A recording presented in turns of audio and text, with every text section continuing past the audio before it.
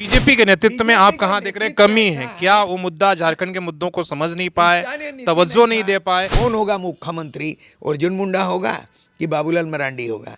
चंपाई सोरेन होगा कि मधु कोड़ा होगा? तो ये बिल्कुल स्पष्ट था जनता के सामने में, ये दिखाई नहीं दे रहा था। आयातित नेता हावी हो गए, क्योंकि यहाँ प्रभारी जरूर रहे हैं आसाम के चीफ मिनिस्टर, लेकिन आप प्रभारी तो बैकग्राउंड में रहता, पर्दे के पीछे प्रभारी होता है। चेहरे बन गए थे, ये खुद ही चेहरे बन गए थे। बाबूलाल मरांडी सामने अगर एक ही होता, अब बैकग्राउंड में अगर प्रभारी होते, तो शायद लगता कि बाबूलाल का छवि अच्छा था। बाबूलाल मरांडी में क्या आप देखते हैं कि वो करिश्माई छवि नहीं बची है कि वो बीजेपी को जीत दिला दे सकते, या उन्हें स्पेस ही नहीं दिया? कॉन्फ्यूजन पैदा किया, चंपाई को लाने का कॉन्फ्यूजन हुआ, सीता गीता को लाने का कॉन्फ्यूजन पैदा कर दिया हो।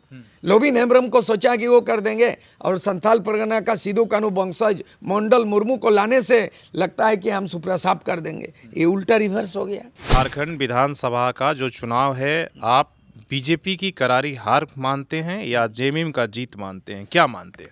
आपके नज़र से क्या है कि बीजेपी अपना मुद्दा बनाने पे उसका करारी हार है इसलिए जेएमएम जीत गई, या जेएमएम के इतने बड़े एजेंडा था जिसके आगे बीजेपी काम नहीं कर पाई, उसकी जीत है? जीत भी हुई है, हार भी हुई है, हकीकत यही है, सच। जिम्मेदार किसको मानते हैं? नहीं, इसके लिए मामला कैसे गड़बड़ हो गया। यहाँ 5 प्रदेश के मुख्यमंत्री प्रचार में आए, जोगी से लेकर के मोदी तक, उत्तर प्रदेश के जोगी मुख्यमंत्री से लेकर प्रधानमंत्री मोदी तक, और मोर्चा संभालने वाले 7 मुख्यमंत्री रहे। 7, एक तो केंद्रीय केंद्रीय वो भी मध्य प्रदेश के मुख्यमंत्री रहे हैं, शिवराज सिंह चौहान। आसाम के चीफ मिनिस्टर हेमंत था, 2 हो गया। छत्तीसगढ़ 2 हो गया। रघुवर दास यहीं के हैं, वो भी बीच बीच में आते रहे, उनका परिवार से चुनाव लड़ा, मतलब अप्रत्यक्ष रूप से भी वो इन्वॉल्व था यहाँ के चुनाव के समय में। ठीक है। अर्जुन मुंडा हुआ, मधु कोड़ा हुआ, चंपाई सोरेन हुआ, बाबूलाल मरांडी हुआ।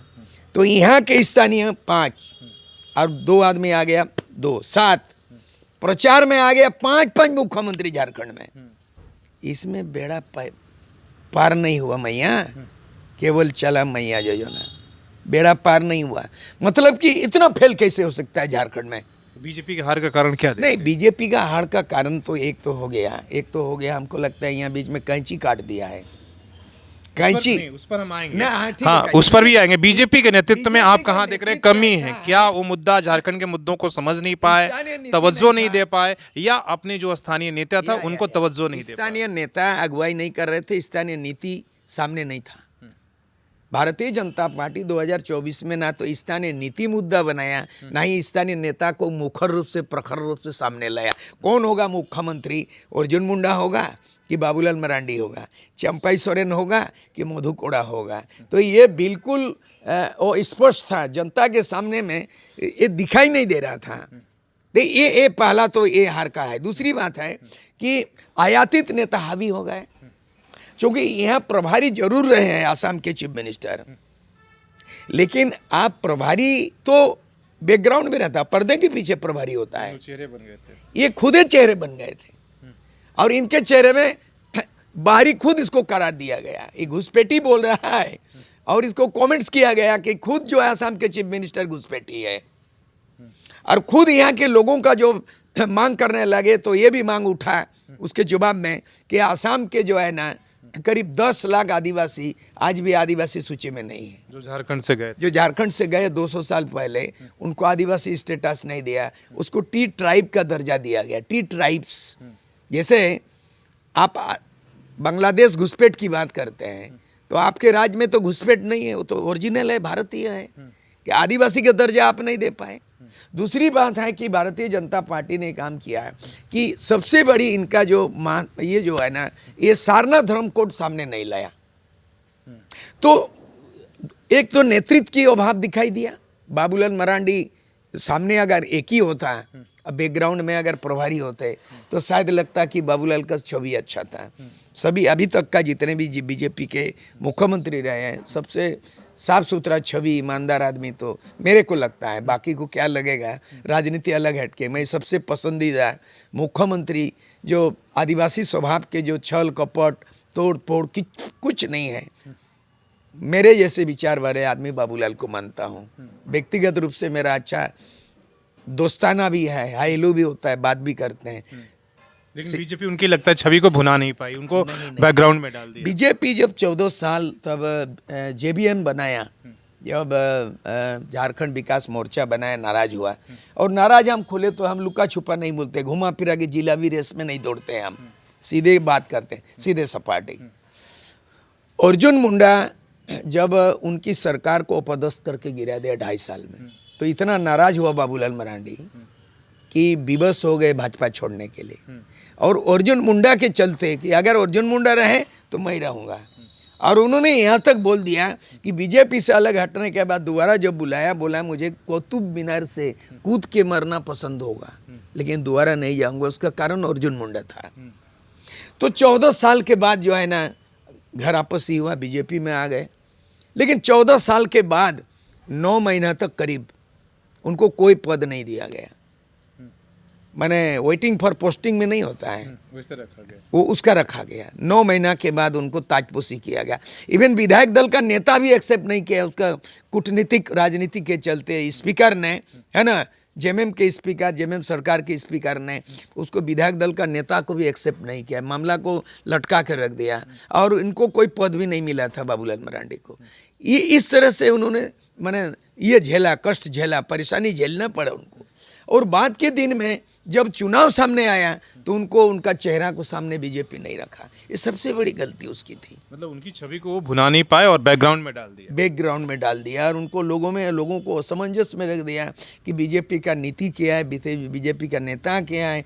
यहाँ 5 गो मुख्यमंत्री को दिया है, जोड़ तोड़ की राजनीति काम में नहीं आया। और इस पर सवाल भी कई लोग उठाते रहे कि भाई बाबूलाल मरांडी को लेकर क्या फ़ायदा। देखिए लोकसभा में भी एक भी आदिवासी सीट नहीं दिला पाए, उनको बदल दीजिए बीजेपी के अंदर से जो चल रहा है।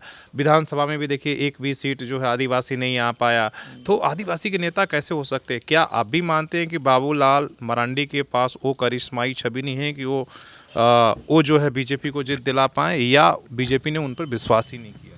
नहीं, ऐसा है, बीजेपी ने हाईकमान ने, जिसको हाईकमान बोला जाता है राजनीति में, बीजेपी ने रणनीति में फेल हो गया। बीजेपी में एक तो जो है ना कि आपको सामने जैसे मान लिया जाए कि अगर हेमंत सोरेन अकेले जेल से बेल होने के बाद सामने आता तो लोग तरह तरह की क्वेश्चन करते, ऑपोजिशन काटघेरा में रखते। उन्होंने एक स्ट्राइक खेला कि अपने कल्पना सोरेन को पत्नी को सामने रखा, एक विकल्प सामने दिखाई दिया। वो तो बाहर के नहीं है, तो यहाँ की बहू है, मैंने हेमंत सोरेन की है।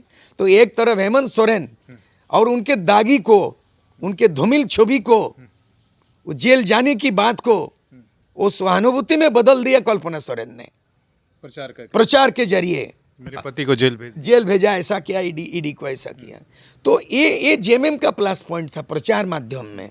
लेकिन बीजेपी का प्रधानमंत्री का आना, गृह मंत्री का आना, सवाल वही बाबूलाल मरांडी में क्या आप देखते हैं कि वो करिश्माई छवि नहीं बची है कि वो बीजेपी को जीत दिला दे सकते, या उन्हें स्पेस ही नहीं दिया गया? नहीं, ये तो झूठ लूट का प्रवृत्ति वाला बाबूलाल नहीं है।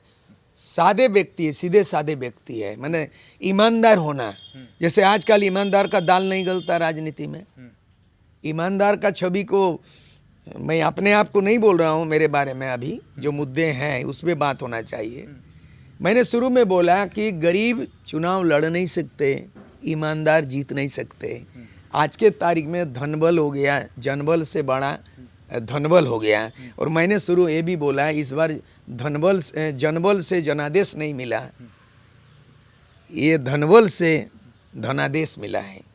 बाबूलाल मरांडी के बारे में क्या आपका क्या? बाबूलाल मरांडी साफ सुथरा वाले छवि है। और हमको लगता है, कल मुझे कहीं से मैसेज मिला है कि नैतिकता के आधार पर हार मानते हुए फिर से अध्यक्ष पद से इस्तीफा देने वाले हैं। तो काफ़ी नाराज गुस्सा होगा।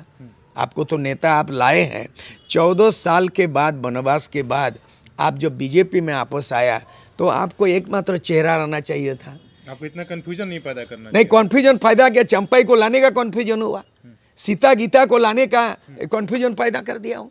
लोबिन हेम्ब्रम को सोचा कि वो कर देंगे, और संथाल परगना का सिद्धू कानू वंशज मंडल मुर्मू को लाने से लगता है कि हम सुपरा साफ कर देंगे। ये उल्टा रिवर्स हो गया, ये काम नहीं आया इसको। मतलब इन्होंने क्या किया, एक आयातित नेता का भरमार हुआ। प्रचार माध्यम बहुत हाईटेक रहा, लेकिन जनता को दिल जीतने वाला नहीं, जनता को लोभ लुभावन का मुद्दा नहीं रहा बीजेपी के पास। हालांकि वो भी बोला वो 1000 दे रहा, मैं 2100 दूंगा। वो जब 2100 बोला बीजेपी, ये बोला मैं 2500 दूंगा। और जब खाते में आने लगा, चुनाव हो रहा है 13 ये को नवंबर को, 12 तारीख तक आ गया, तो सामने में दिखाई दिया, तो उसके आगे में कोई नहीं टिकेगा, ना बाप बड़ा ना भैया, सबसे बड़ा रुपया।